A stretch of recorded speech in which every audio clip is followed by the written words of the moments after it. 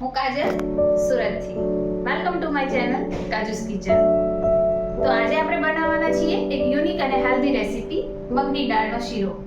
તેને હલવો પણ કહી શકીએ છીએ. તો ચાલો બનાવવાનું ચાલુ કરીએ. તે પહેલા તમને મારી રેસીપી પસંદ આવે તો વિડીયોને લાઈક, શેર અને સબસ્ક્રાઇબ કરો. મગની દાળનો શીરો બનાવવા માટે મેં અહીંયા લીધેલી છે ફોતરી વગરની મગની દાળ અને 2 થી 3 કલાક સુધી મેં પાણીમાં પલાળી રાખી છે.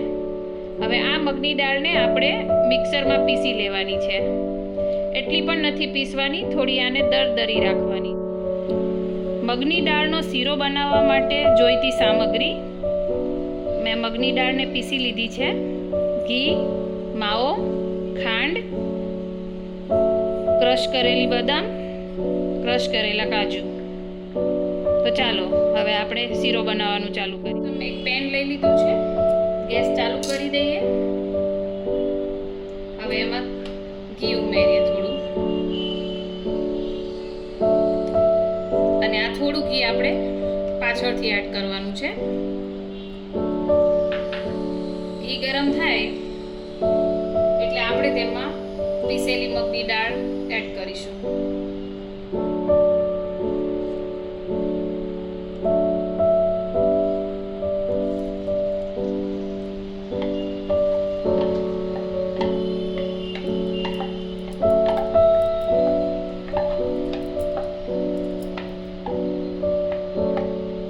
હવે આપણે બરાબર મિક્સ કરી લઈશું.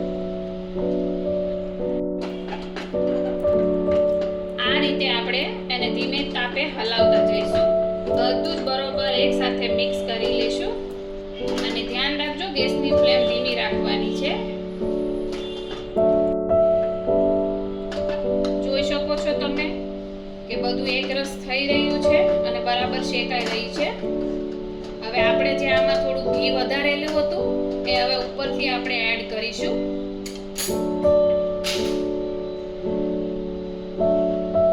ઉપરથી ઘી એડ કર્યા પછી પાછો થોડોક ટાઈમ માટે હલાવી લેવાનો છે. ત્યાં સુધી હલાવતા રહેવાનું છે જ્યાં સુધી આ ગોલ્ડન બ્રાઉન કલર ન થાય ત્યાં સુધી.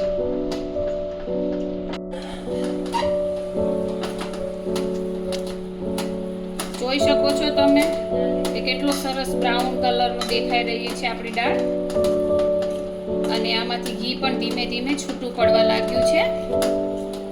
ઘી છૂટું પડી જાય પછી આપણે તેમાં હવે ઉપરથી માવો નાખવાનો છે.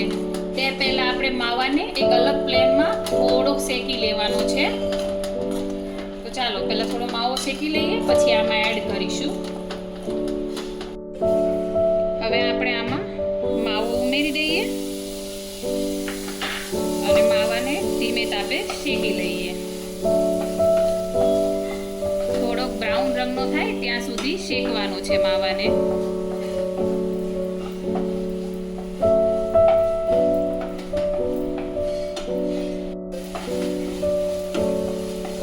માવાને 2 મિનિટ માટે શેકવાનો છે. અને આ આપણો માવો પણ શેકાઈ ગયો છે. હવે આપણે માવાને પણ મિશ્રણમાં ઉમેરી દઈએ.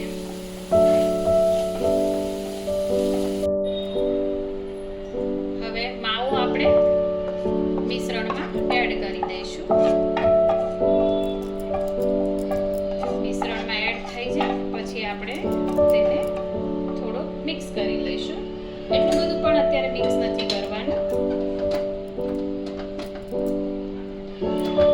હવે આપણે છાશણી બનાવી લઈશું. તો ચાલો છાશણી બનાવી લઈએ. હવે છાશણી બનાવવા માટે મેં 1 વાટકો ખાંડ એડ કરી છે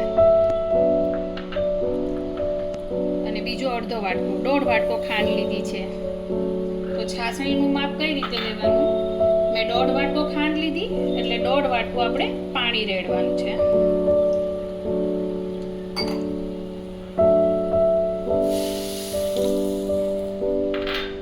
ખાંડનું અને પાણીનું માપ સરખું જ રહેવું જોઈએ. હવે આપણે ધીમે તાપે હલાવતા રહીશું.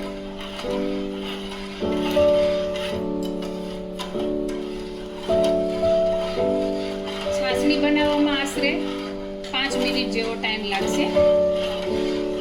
ધ્યાન રાખવાનું છે કે છાશણી કાચી ઓછી રહેશે તો તમારો શીરો પણ ચીકણો બનશે. બસ હવે છાશણી તૈયાર થવામાં 2 મિનિટ જ છે. જોઈ શકો છો અડધી છાશણી તો તૈયાર થઈ ગઈ છે.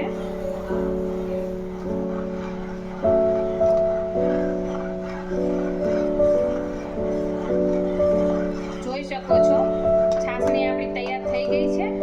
હવે આ છાશણીને આપણે પહેલી દાળમાં ઉમેરી દેવાની છે. તો હવે હું દાળને લઈ લઉં છું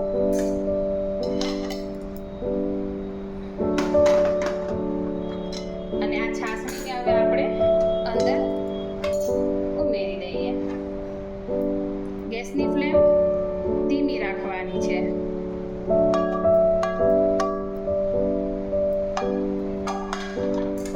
હવે ધીમે તાપે આપણે હલાવતા રહીશું.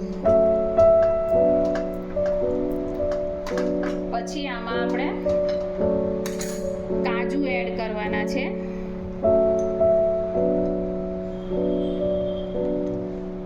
અને થોડી બદામ એડ કરીશું. અને થોડા કાજુ બદામ મેં બચાવીને રાખ્યા છે ગાર્નિશિંગ કરવા માટે. અને હવે બધું જ બરાબર આપણે મિક્સ કરી લેવાનું છે. એટલે કાજુ અને બદામ પણ અંદર ચડી જશે અને તેનો સ્વાદ બહુ વધારે સરસ આવશે.